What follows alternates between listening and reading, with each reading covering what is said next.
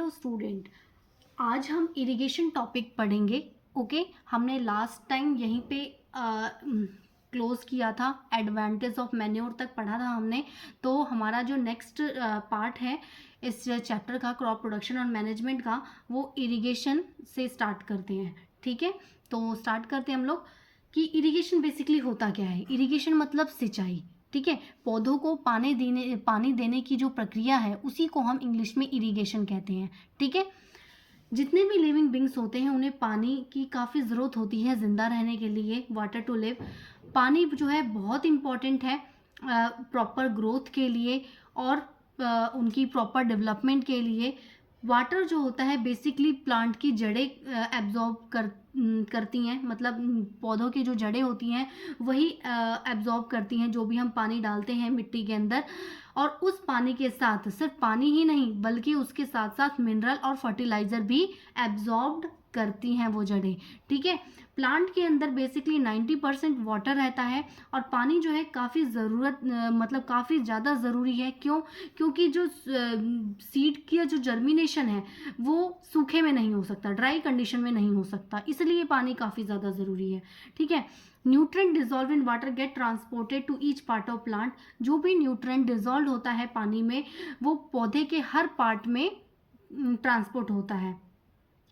पानी जो है बेसिकली जो फसल है उसको फ्रॉस्ट और हॉट एयर करंट से भी बचाती है और मॉइस्चर को मेंटेन करने के लिए, मतलब मिट्टी की जो नमी है उसको मेंटेन करने के लिए और हेल्दी ग्रोथ के लिए और अच्छे से डेवलपमेंट के लिए फसल की, क्रॉप्स की, पानी जो है रेगुलर बेसिस पे देना ज़रूरी है। ठीक है, supply of water to crop at different interval is called irrigation. अब यहाँ पे हमारा क्या है, इरिगेशन की डेफिनेशन है जो कि एग्जाम में भी आती है। व्हाट इज इरिगेशन, अगर क्वेश्चन आएगा आपका तो यहाँ पे ये है कि पानी की जो सप्लाई अगर हम क्रॉप में करते हैं different interval, why it is called here different interval, that means क्या है इसका कि अलग अलग, सुबह दे दिया पानी, शाम दे दिया, समय अंतराल पे। ठीक है, तो टाइम पीरियड के अकॉर्डिंगली अगर हम पानी देंगे क्रॉप्स को तो वो प्रोसेस जो है वो क्या कहलाता है, इरिगेशन कहलाता है। The time and frequency of irrigation varies from crop to crop. और ये जो टाइम और फ्रिक्वेंसी है इरिगेशन की वो क्रॉप टू क्रॉप वेरी करती है। वेरी का मतलब है अलग अलग क्रॉप्स को अलग अलग पानी की नीड, मतलब ज़रूरत होती है। किसी को कम पानी की ज़रूरत होती है, किसी को ज़्यादा पानी की ज़रूरत होती है। ठीक है, और मिट्टी पे भी डिपेंड करता है, soil to soil, season to season भी डिपेंड करता है। कभी हमें ज़्यादा इरिगेशन की नीड होती है, कभी कम। जैसे गर्मियों में पानी हमें करना ही से इरिगेशन करना ही पड़ेगा टाइम टू टाइम। ओके, ताकि जो सॉइल में मॉइस्चर बना रहे, इस वजह से। The frequency of watering is higher. Why is so coded? Due to increase the rate of evaporation of water from the soil and the leaves. ये भी हो सकता है कि जो इवेपोरेशन होता है वाटर का सॉइल से और लीव से वो ज़्यादा होता है। ठीक है, तो मिट्टी में मॉइस्चर बना रहे इस वजह से पानी हमें टाइमली देना ही पड़ेगा। ओके, और पानी देने की जो ये प्रक्रिया है क्रॉप्स के अंदर डिफरेंट इंटरवल ऑफ टाइम में, वो इरिगेशन कहलाता है। तो यहाँ पे हमारा ये डेफिनेशन है, the supply of water to crop at different interval is called irrigation. Got it? Now next is source of irrigation. Source of irrigation देखो हमारा क्या है, बेसिकली क्या क्या सोर्सेज हैं, कैसे हम सोर्स, मतलब तरीका क्या है इरिगेशन का। The source of irrigation are well, tubewell, ponds, lakes, river, dam and canal. जो सोर्सेज होते हैं सिंचाई के वो कुओं से सिंचाई करते हैं फार्मर्स, ट्यूबवेल से करते हैं, पॉन्ड से करते हैं, लेक से करते हैं, रिवर से करते हैं, डैम से करते हैं और कैनल से करते हैं। ठीक है, नाउ हमारा जो है नेक्स्ट आ जाते हैं हम, देखो ट्रेडिशनल मेथड ऑफ इरिगेशन।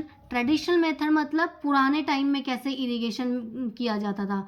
जो वाटर है कुओं में अवेलेबल होता था, water available in well, lakes और कैनल्स में, lifted up by different method, उन्हें निकाला जाता था अलग अलग मेथड से, अलग अलग रीजन में, अलग अलग क्षेत्र में। ठीक है, ताकि हम उसको फील्ड में दे सकें। कैटल और human labour is use in this method. और जो चारवाहे हैं, मतलब जानवर हैं, कैटल्स का मतलब वो जानवर जिन्हें हम पालते हैं, उनका यूज़ किया जाता था। और ह्यूमन लेबर यानी हमारी खुद की मेहनत भी होती थी वो पानी को निकालना और सिंचाई करने में, तो वो चीज़ बोली गई है। So these method are cheaper, और ये मेथड काफ़ी सस्ते होते थे, इसमें ज़्यादा एक्सपेंसिव नहीं होते थे, बस मेहनत लगती थी, लेकिन लेस एफिशिएंट, ज़्यादा कारगर नहीं होते थे। वेरियस ट्रेडिशनल वे आर, और जो वेरियस ट्रेडिशनल वे तरीके जो पुराने थे वो कौन कौन से थे? मोट यानी पुली सिस्टम और चेन पंप। मोट में देखो क्या होता था, बेसिकली कुएं से पानी निकाला और फिर सीधा मतलब फील्ड में ट्रांसफ़र कर दिया। ओके, चेन पंप में देखो एक पंप लग जाता था और पानी अपने आप ही मतलब पानी सर्कुलेट होके निकलता था ज़मीन से, और फिर उसके बाद पानी ऐसे हमारे फील्ड में पहुंच जाता था। ठीक है, तीसरा जो है ट्रेडिशनल मेथड में आ जाता है ढेकली। ढेकली जैसे कि आप देख रहे हो यहाँ पे पानी इस तरीके से सेटअप बना हुआ है, इधर पत्थर लगा हुआ है और यहाँ पे वेल है, कुएं से पानी निकाला जाता था। लिफ्ट अप मैंने बताया कि अलग अलग तरीके होते थे पानी निकालने के, और फिर उसके बाद डायरेक्ट ये जो फील्ड है उसमें मतलब हर जगह रास्ते बनाए गए हैं पानी के जाने के, तो वो प्रोसेस पानी यहाँ से देखो फार्मर डाल रहा है जिससे पूरे किस खेतों में चला गया पानी। ओके, और फोर्थ पॉइंट है राहत यानी लीवर सिस्टम। राहत में देखो इस तरीके से लीवर सिस्टम बनता है जहाँ पे ये बैल जो है इस तरीके से सर्कुलेट होता है चारों तरफ, और यहाँ पे पानी जो है फील्ड में पहुँचता है। ठीक है, यहाँ से सर्कुलेट होकर राउंड राउंड राउंड इस तरीके से पानी निकलता है। ठीक है, नेक्स्ट आ जाते हैं modern method of irrigation. Modern method of irrigation में देखो हमारा क्या है, जो कि आधुनिक तरीके सिंचाई के। Help us to use water economically. The main method जो है स्प्रिंकलर सिस्टम। स्प्रिंकलर सिस्टम में देखो खेतों में पगडंडियाँ बनी हुई हैं, रास्ते बने हुए हैं और वहाँ पे छोटी छोटी पाइप्स ऊपर मतलब फाउंटेन फवारे की तरह पाइप्स निकले हुए हैं। ठीक है, अब यहाँ से एक मशीन सेटअप है स्प्रिंकलर सिस्टम जिसे बोला जाता है, काफ़ी यूज़फुल होता है अनइवन लैंड में। अनइवन लैंड मतलब उबड़ खाबड़ जो ज़मीन होती है वहाँ पे जहाँ पे पानी ज़्यादा अवेलेबल नहीं होता, कहीं पे पानी की मात्रा सॉइल में ज़्यादा होती है और कहीं कम होती है। और परपेंडिकुलर पाइप यानी परपेंडिकुलर का मतलब मैथ्स में आपने पढ़ाई है, बिल्कुल स्ट्रेट इस तरीके से। ठीक है, तो पाइप्स बाहर निकली होती हैं और उनके ऊपर नोज़ल होता है जो कि रोटेट करता है। ठीक है, और ये सारे जो पाइप्स हैं वो मेन पाइप से जॉइंट होते हैं जहाँ पे ये रेगुलर इंटरवल, और वाटर जो है वहाँ से फ्लो होता है मेन पाइप से जाता है pressure with the help of pump की हेल्प से और रोटेटिंग नोजल की हेल्प से पूरे स्प्रिंकलर जो क्रॉप फील्ड है वहाँ पे मतलब छिड़काव हो जाता है। ठीक है, और इसी सिस्टम को हम स्प्रिंकलर सिस्टम कहते हैं। It get sprinkler on the crop as if it is raining. Sprinkler is very useful for sandy soil. और ये जो स्प्रिंकलर सिस्टम है वो सैंडी सॉयल यानी जो रेतीली मिट्टी होती है वहाँ पे काफ़ी ज़्यादा हेल्पफुल है। ठीक है, नाउ नेक्स्ट जो है हमारा मॉडर्न मेथड ऑफ इरिगेशन में ड्रिप सिस्टम आ जाता है। In this system, the water fall drop by drop just at the position of root. इस सिस्टम में जो पानी है वो ड्रॉप बाय ड्रॉप मतलब निकलता है। ड्रॉप बाय ड्रॉप कैसे? नीचे जड़ों जहाँ पे पौधों की जड़ें हैं वहाँ पे सेटअप है। ठीक है, और जड़ों पे पानी की पोजीशन जो सेटअप है पूरा लगाया जाता है और इसको हम ड्रिप सिस्टम बोलते हैं। और ये एक बेस्ट टेक्निक होती है वाटरिंग फ्रूट प्लांट। जो फल वाले जो पौधे होते हैं, फल वाले फ्रूट प्लांट या गार्डन और ट्रीज, वहाँ पे ये काफ़ी ज़्यादा यूज़फुल है। ठीक है, ये सिस्टम जो है प्रोवाइड करता है water to plant drop by drop. Water is not wasted at all. जो पानी है वो वेस्टेड नहीं होता। It is boom in region where availability of water is poor. ये एक तरीके से बून का मतलब यहाँ क्या है? वरदान है उस रीजन के लिए जहाँ पे वाटर जो है वाटर की पानी की कमी है। ओके, तो ये हमारा सेकेंड जो है सिस्टम वो क्या है? Drip system, modern method of irrigation का। नेक्स्ट आ जाते हैं हम, जो हमारा टॉपिक है प्रोटेक्शन फ्रॉम वीड। जैसे कि मैंने आपको बताया था कि एक क्रॉप प्रोडक्शन में पूरा प्रोसेस होता है। हमने लास्ट में भी देखो यहाँ पढ़ा था कि प्रोसेस में मैंने आपको यहाँ बताया था कि ये प्रोसेस है हमारे। एग्रीकल्चर प्रैक्टिसेस के, सोइल की प्रिपरेशन कैसे करते हैं, सोइंग कैसे होती है, एडिंग मैन्योर और फर्टिलाइज़र, ये सारे जो पार्ट्स हैं मैंने आपको पार्ट 1 में बता चुकी हूँ। इसके लिए आप पिछला वाला अपना वीडियो पार्ट 1 वाला देख लेना इस चैप्टर का, क्रॉप प्रोडक्शन मैनेजमेंट का। इसमें हम जो है irrigation, protecting from weeds, harvesting and storage cover करेंगे, ओके, पार्ट 2 में। तो इरिगेशन हमारा कंप्लीट हो गया है, सिंचाई वाला प्रोसेस। 5th पे आ गए हम, प्रोटेक्शन फ्रॉम वीड्स। वीड्स का मतलब मैंने आपको लास्ट क्लास में भी बताया था, लास्ट सेशन में, कि वीड्स अनवांटेड प्लांट जो मेन क्रॉप्स के साथ उगाते हैं, ठीक है। इंपॉर्टेंट है, एग्जाम में समटाइम आ जाता है कि डिफाइन वीड्स 1 मार्क में, तो याद रखना कि वीड क्या होता है। In the field many other undesirable plant में grow naturally along the crop, जैसे घास पतवार उग जाते हैं मेन क्रॉप के साथ, गेहूं की फसल उगा रहे हैं हम और उसके साथ साथ घास उगाई और भी घास पतवार उगाए, ठीक है, तो उनको हम वीड्स कहते हैं। दीज अनडिजायरेबल प्लांट, इनकी तो आवश्यकता नहीं है हमें तो गेहूं की खेती करनी है, जो भी हमें क्रॉप चाहिए उसकी चाहिए, ठीक है। जो उसके अलावा अपने आप उग जाते हैं उन्हें हम वीड्स कहते हैं। तो यहाँ पे इसकी डेफिनेशन है, दीज यहाँ से दीज से नहीं, आप यहाँ से मार्क कर लो, undesirable plant are called weeds, ठीक है। और इसमें एड ऑन भी कर सकते हो कि इन द फील्ड अदर काट देना, अनडिजायरेबल प्लांट में grow naturally along with the crop, फिर यहाँ दीज कट होएगा, undesirable plant are called weeds, okay. तो ये वीड्स की डेफिनेशन थी यहाँ पे। The removal of weed is called weeding, और इन वीड्स को हटाने की जो प्रक्रिया है उसको हम वीडिंग कहते हैं। वीडिंग जो है काफ़ी ज़रूरी होता है, क्यों? क्योंकि वीड जो है बेसिकली जो मेन हमारी जो क्रॉप प्लांट है उसका न्यूट्रेंट, वाटर, स्पेस, लाइट, वो सब शेयर करता है। ऑब्वियस सी बात है, जब इसने अपनी जगह बना ली तो उसको भी तो न्यूट्रेंट चाहिए, तो वो जो मेन न्यूट्रेंट हमने जो क्रॉप उगाई है उसको ना मिलके उसकी जो न्यूट्रेंट्स है वो शेयर हो जा रहा है, बढ़ जा रहा है, ओके। आप भी देखते हो, आप जब मान लो आप अकेले हो तो एक चॉकलेट खाओगे, अगर आपका सपोज फ्रेंड आएगा तो आप शेयर करना पड़ेगा ना आपको, तो सेम थिंग वही है। Some weeds interference even in harvesting and may be poisonous for animals and human being. कुछ वीड्स तो लेकिन काफ़ी खतरनाक भी होते हैं, जहरीले होते हैं जानवरों के लिए और ह्यूमन बीइंग के लिए भी, और इवन वो क्रॉप्स की जो ग्रोथ है उसको भी अफेक्ट करते हैं। फार्मर जो है, जो किसान है, वो काफ़ी सारे तरीके अपनाते हैं इन वीड्स को हटाने के। Adopt many way to remove weed and control their growth, और उनके ग्रोथ को कंट्रोल करते हैं ताकि ना उगे। Tilling before sowing of crop help in uprooting and killing of weeds. जो हमने फर्स्ट प्रोसेस अपनाया था सॉइल की टिलिंग का, लूजन अप करने का, उसमें क्या होता है कि जो अनडिजायरेबल वीड्स हैं वो अपने आप ही निकल जाते हैं, ठीक है, या सूख जाते हैं, ड्राई अप हो जाते हैं और नेक्स्ट और मिट्टी के साथ मिल जाते हैं। तो जो बेस्ट टाइम है रिमूवल ऑफ वीड का, ये वो क्या होता है, कब उन्हें हटाया जाए? सबसे बेस्ट टाइम जब वो फ्लावर मतलब वो फूल ना हो गए उनमें, उनसे पहले ही, या बीज ना बने उनसे पहले ही वीड्स को हटा देना चाहिए। जो मैनुअल रिमूवल है include physical removal of weeds by uprooting and cutting them close to the ground from time to time, और रिमूवल हमें करते रहना चाहिए वीड्स का time to time, okay. Seed drill is also use to uproot weed, एक seed drill का use किया जाता है वीड्स को हटाने के लिए। वीड्स जो है बेसिकली कंट्रोल कुछ केमिकल मेथड्स होते हैं ताकि वीड्स ना उगे, उसको हम वीडिसाइड कहते हैं, ये याद कर लेना, काफ़ी इम्पॉर्टेंट है, ओके। वीडिसाइड में एग्जांपल 2,4-D, ये जो मतलब स्प्रेड किया जाता है ताकि वीड्स मर जाएं। They do not damage the crop, crops को डैमेज ना करें।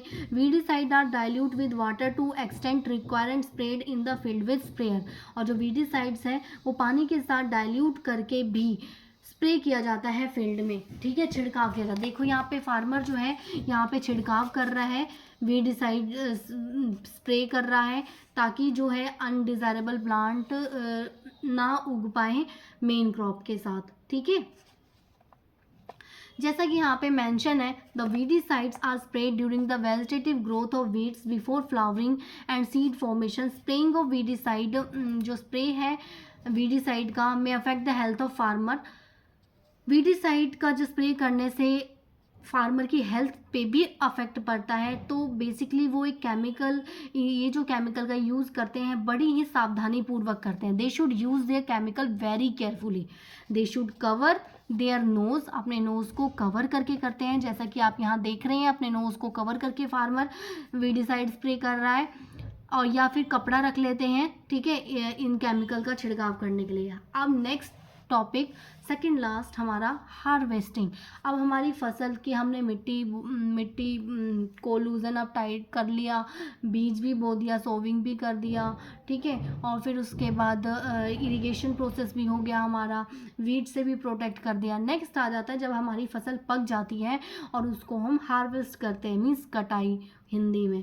Okay, harvesting of crop is an important task. The cutting of crop after it is mature is called harvesting. जो harvesting जो है crop की, वो काफ़ी important task होता है। crop को cut करने का और जो time होता है वो तब होता है जब जो हमारी main crop है mature हो जाए, ठीक है, तो उसे हम क्या बोलते हैं, harvesting। यहाँ पे definition है, the cutting of crop after it is mature is called harvesting. Okay, got it? In harvesting, crop are pulled out or cut close to the ground. It usually take 3 to 4 months for cereals crop to mature. मतलब कि एक crop को mature होने के लिए 4 महीने लगभग लगते हैं, 3 से 4 महीने। जब क्रॉप मैच्योर हो जाती है तो harvesting in our country is either done manually by sickle. Harvesting किससे की जाती है, सिकल एक टाइप का टूल्स है जिसके थ्रू हम फसल की कटाई करते हैं, और बाय मशीन, हार्वेस्टर जो मशीन है उससे भी की जाती है, ठीक है। In the harvester crop the grain seed need to separate. जो हार्वेस्टर क्रॉप है उसमें जो ग्रेन सीड हैं, अनाज वाले जो बीज हैं, उनको अलग करना होता है काफ से। ओके, नेक्स्ट जो है पेज पे आ जाते हैं हम, काफ हमेशा मतलब जैसे छिलके वगैरह हो गया उससे, और इस प्रोसेस को हम क्या बोलते हैं, थ्रेशिंग। अब जैसे गेहूं है, गेहूं बेसिकली पौधा, अगर आप गाँव गए होंगे तो देखा होगा, तो गेहूँ हाथ से हैंड पिकलिंग मेथड से तो इजीली नहीं होता। आपने सेपरेशन ऑफ सब्सटेंसेस 6 क्लास में से पढ़ते आ रहे हो, ठीक है, कि कैसे मतलब कई सारे मेथड होते हैं सेपरेशन के, जिसमें अनाजों को सेपरेट करने का एक मेथड मतलब जैसे हैंड पिकिंग मेथड भी बताया गया था, और थ्रेशिंग भी एक मेथड है जिसमें क्या होता है कि हम अनाजों को पीट के उसके काफ से, छिलकों से अलग करते हैं, ठीक है। This is carried out by help of machine. इसको मशीन से भी किया जाता है, एंड कंबाइन हार्वेस्टर से, थ्रेशर की हेल्प से, ठीक है। ये देखो कंबाइन हार्वेस्टर है, थ्रेशर। फिर अनाजों को, एक प्रोसेस तो थ्रेशिंग मेथड है, दूसरा प्रोसेस है विनोइंग। फार्मर जो होते हैं small holding of land do the separation of grain and chaff by winnowing. देखो यहाँ पे विनोइंग एक ऐसा प्रोसेस है जिसमें जो अनाज है वो हवा की हेल्प से, यानी जो हस्क पार्टिकल, जो उसके छिलके होते हैं वो उड़ जाते हैं, और जो मेन क्रॉप है वो हमें जो चाहिए होती है वो रह जाता है। तो ये 6 क्लास में आप देखो यहाँ पे भी लिखा हो, you have already study in class 6। Okay, next आ जाता है हमारा स्टोरेज। तो स्टोरेज में देखो हमारा क्या है, basically storage of produce is an important task if the crop grain are to be keeped for longer time. अब हमारी फसल की कटाई भी हो गई, अब हम उसको स्टोर करेंगे, जो कि काफ़ी इम्पॉर्टेंट टास्क है। अगर हमारे जो क्रॉप के ग्रेन्स हैं लंबे समय तक अगर हम उसे रखते हैं तो वो सेफ़ रहेंगे, मॉइस्चर से, इंसेक्ट से, रैट से और माइक्रो ऑर्गेनिज्म से, छोटे छोटे जीव हो गए, नमी से, इनसे ख़राब नहीं होंगे। जो फ्रेश क्रॉप होगी वो मॉइस्चर आ जाता है, उनमें नमी आ जाती है, जो फ्रेशली हार्वेस्टेड ग्रेन सीड्स होते हैं, ठीक है। तो सब जब भी हम क्रॉप्स को स्टोर करते हैं तो उससे पहले हम उसे ड्राई करते हैं ताकि वो अच्छे से सूख जाए। If freshly harvested grain are stored without drying, अगर वो बिना ड्राइंग के अगर हमने उसे स्टोर कर दिया तो उनमें मॉइस्चर आ जाएगा और वो ख़राब हो जाएंगे, ठीक है। दे मे गेट स्पॉइल्ड और attacked by organism losing their germination capacity, उनकी जो जर्मिनेशन कैपेसिटी है वो भी लूज हो जाएगी। तो स्टोर करने से पहले जो ग्रेन है उनको प्रॉपर सुखाना होता है, dried in the sun, okay, सूर्य की रोशनी में, ताकि मॉइस्चर उनका कम हो जाए, ख़त्म हो जाए। जिससे क्या होता है, इंसेक्ट पेस्ट का से भी, उनके अटैक से भी बचा जा सकता है, बैक्टीरिया, फंगस, ये सब भी नहीं लगता, ठीक है। ओके, नेक्स्ट आ जाते हैं हम grains in the jute bag are metallic beans, however large scale storage of grains is done in silos and granaries. मतलब कि जो ग्रेन्स होते हैं वो बेसिकली जो अनाज होते हैं वो देखो जूट के बैग में रखे जाते हैं, ठीक है। और ये ग्रैनरीज मीन्स गोदाम जो होते हैं, बड़े बड़े गोदाम होते हैं, उन्हें बोला जाता है, जहाँ पे अनाजों को जूट के बैगों में पैक करके स्टोर करके रखा जाता है। उनमें दवाइयाँ का छिड़काव भी करते हैं ताकि कीड़े वीड़े ना आए, रेट से, इंसेक्ट से बचाया जाए। ड्राई नीम्स वगैरह भी रखा जाता है उनकी storing of grain at home. अगर घर पे रख रहे हैं तो नीम की पत्तियाँ रखते हैं। For storing large quantity of grain in big godown, बड़े बड़े गोदामों में अगर ग्रेन्स रखते हैं तो एक केमिकल ट्रीटमेंट, यानी देखो लिखा हुआ स्पेसिफिक केमिकल ट्रीटमेंट का यूज़ होता है, required to protect them from pest and microorganism. इनसे हमें उसको बचाया जाता है। फिर आ जाते हैं फूड फ्रॉम एनिमल्स। एनिमल से देखो क्या क्या फूड मतलब मिलता है हमारा बेसिकली। ओके, तो आफ्टर कंप्लीटिंग दिस टेबल देखो क्या कर रहा है, make the following in your notebook and complete it. Milk जैसे कि हमें काउ, बफेलो, शीप, गोट, शीप, कैमल यहाँ से मिलता है, ठीक है। फ्लैश हमें किससे मिलेगा, फ्लैश बताओ आप, देखो फ्लैश किससे मिलेगा हमें, फ्लैश हो गया जैसे कि